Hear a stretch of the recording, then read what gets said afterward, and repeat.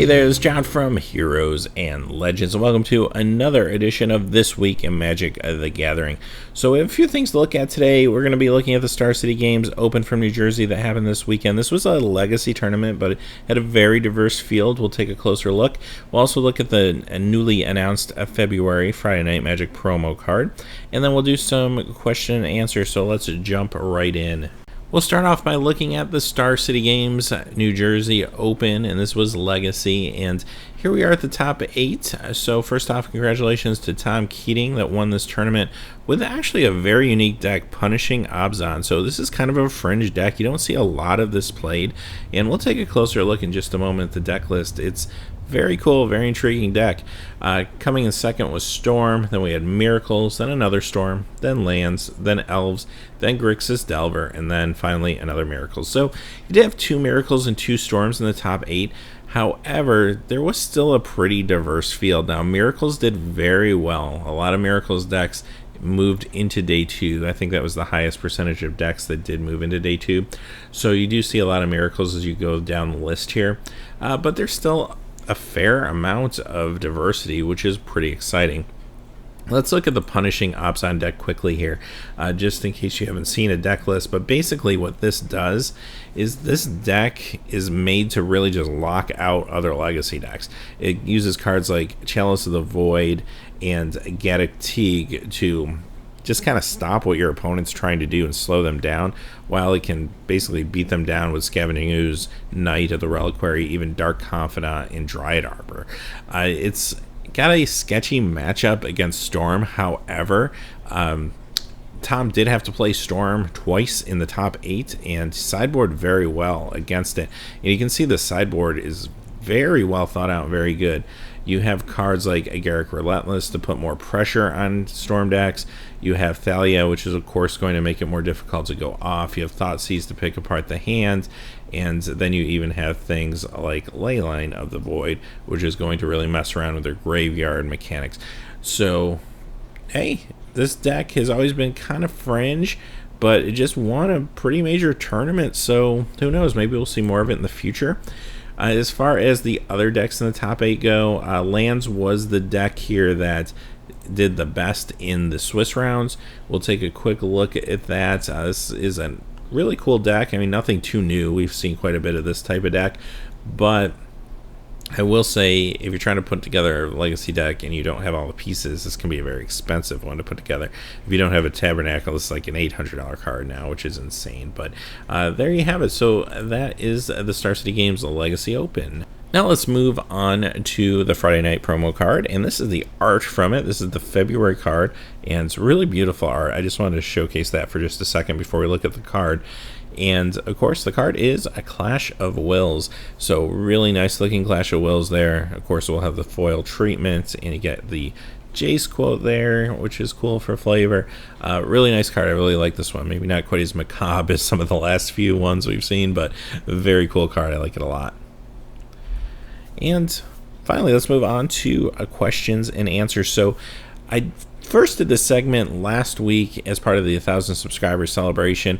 I got good feedback. A lot of people had other questions to ask, so I'm going to make it a reoccurring segment. So if you have any questions for me, that can be about anything, Magic the Gathering, whatever, put it in the comments below, and then I'll look at every previous episode's comments to formulate the next one. And especially if there's not a lot of news, I'll be able to do questions and answers. There's some episodes I might not have time to include it, but there you go. So let's get started. First question comes from Larry and Korn, who asks your thoughts on WotC's decision to change the card frame. Specifically, he's asking about the hologram and kind of the black border at the bottom. So honestly, I like this decision a lot. First off, the hologram on the rares is great. Anything that's going to stop or slow down counterfeiting, I am all for. And counterfeiting has just gotten so out of hand. I honestly, I don't think I would buy a very expensive card, especially not online or without being able to see it in person nowadays, where maybe 10-15 years ago I would have bought a $100 card or something and been comfortable about it. Not so much anymore. I don't do that, and probably wouldn't do that anymore. And counterfeiting is a big part of the big reason for that. So anything that's going to help with that is great.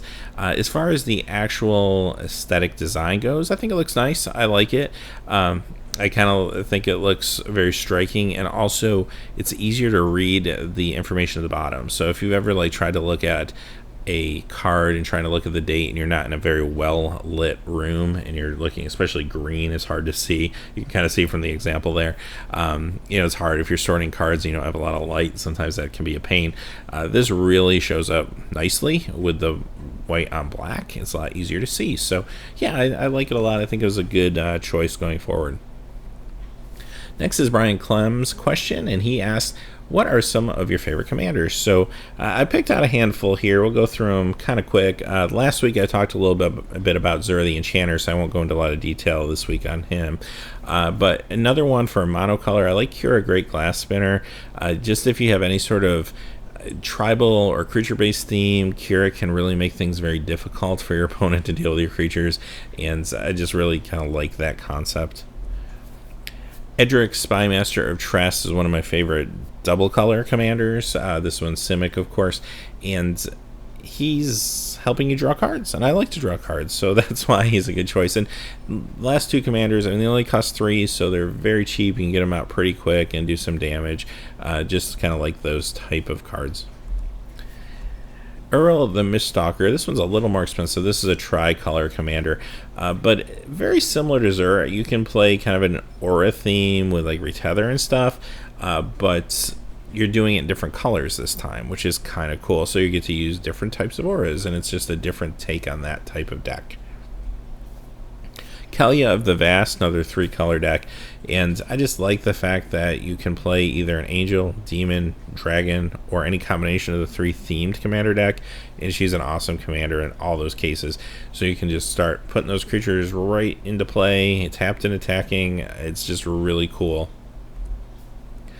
Next is Tyrell, a Reckoner of Souls, and this is another tricolor, same colors actually, and yeah, this one, I just like the randomness of it. Now, this is a little more expensive of a commander, but I love the fact that you can choose a creature card at random from target opponent's graveyard. I just think that randomness makes for fun gameplay sometimes when you play commander or play multiplayer.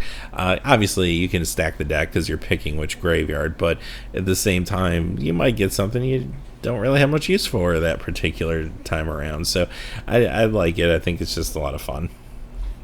Moving on to some 5-color, I was thinking of I have played dragon decks in the past and stuff, like Nicol Bolas, but overall, I think in recent years when I've looked at dragons, I've looked at Sign of the Ur-Dragon because it lets you pull dragons out of your deck, put them in the graveyard, and then this becomes a copy of them. So you get to play a variety of different dragons, you get to mess around with some reanimation or body double sort of synergies and mechanics, and it makes for a lot of fun gameplay in a dragon deck. And the last one I chose was Sliver Queen. Yeah, I like slivers, so there you have it. I don't know if I've had a lot of success with Sliver Queen, just because when you start putting slivers down, people panic and attack you. But I do like slivers, so I had to include it in the list. Next question is from Connor Murphy. Do you believe WotC will survive with the increase of card prices due to lack of availability, shrinking design space? Do you think Magic can continue to evolve and flourish? Is this something that can continue fiscally, or are investments going to crumble? Good question. I actually talked a lot about this in a previous episode, the one entitled What Can Magic the Gathering Learn from the Comic Book Crash of the 1990s? So if you haven't watched that episode, definitely check it out. I go into a lot more detail than I'll have time to do here. But real quick, the biggest obstacle that any collectible is going to have is speculation. And we've seen some scary things in the last few months. Modern Masters 2015, which was being overpriced for a long time, and Battle for Zendikar Fat Packs, which have become infamous at this point. So let's look at Modern Masters real quick. This is a product that they were selling for at times more than $10, $20, $30 above MSRP. for a booster box, and now you can get these things for $170, $180. I saw Mass Drop had them very cheap, as well as a lot of stores online. So what happened there? People went out, bought this product. The product wasn't all it was cracked up to be from a quality point of view. And you know what? Players are getting their hands on these cards. The players that want them are starting to get them, and the demand has gone down. And the product, if people went out and purchased a lot of this product, they're kind of getting burned by it. Same sort of thing happened with Battle for Zendikar. Speculators swooped in, purchased these fat packs up. In a lot of cases, retailers increased the prices, and it was all kind of false hype. I mean, it was based around these full art lands, which are very easy to get, and we all knew people were going to get them and be happy with them and move on to the next thing. So anyone who picked up 10, 15, 20 of these things, they're sitting on them, really can't turn these around and resell them for a profit like they probably expected.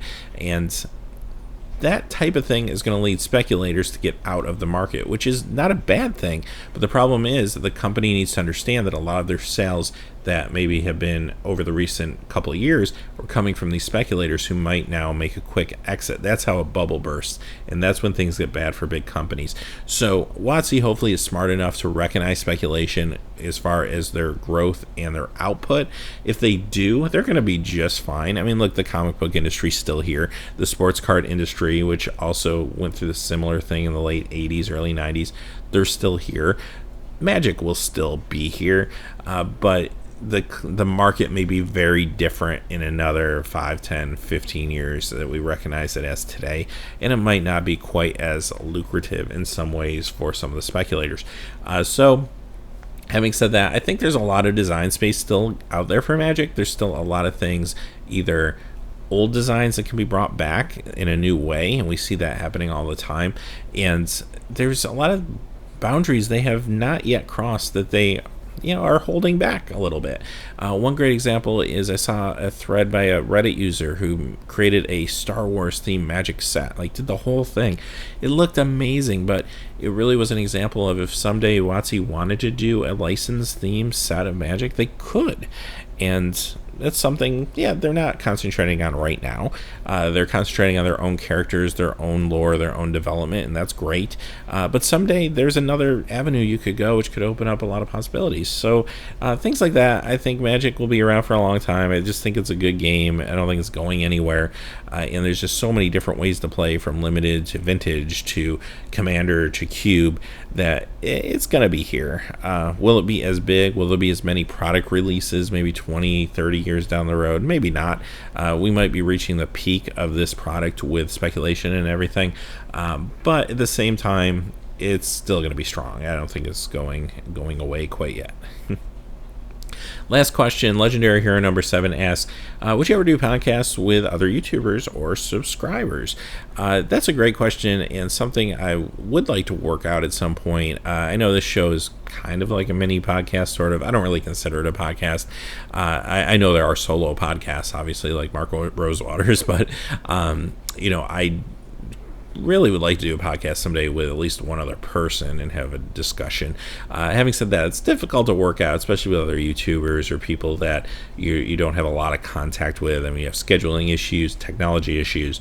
However, I mean, there are people in my life who play Magic that I would like to work out something, a timetable or schedule with, and who knows, maybe in the future we can do that. So that's something definitely as I work into next year that I'm going to work on. Just something I would like to do going forward. So it's a really good question. Thank you. So, all right. Well, that's everything for today. Thank you for watching another episode of Magic the Gathering, this week of Magic the Gathering. And as always, please remember to like and subscribe, and have a great day. Hey, thanks as always for watching. This video, like all my videos, was made possible by the generous support of viewers like you on Patreon. Even a donation of $1 helps me to keep growing this community and creating better quality videos for all of you. Check out our Patreon page for exclusive giveaways and future goals for the channel. If you haven't had a chance yet to subscribe, hit that subscribe button so you don't miss any of the MTG news, spoilers, set reviews, product openings, or finance videos on Heroes and Legends. Talk to you again soon, and have a good day.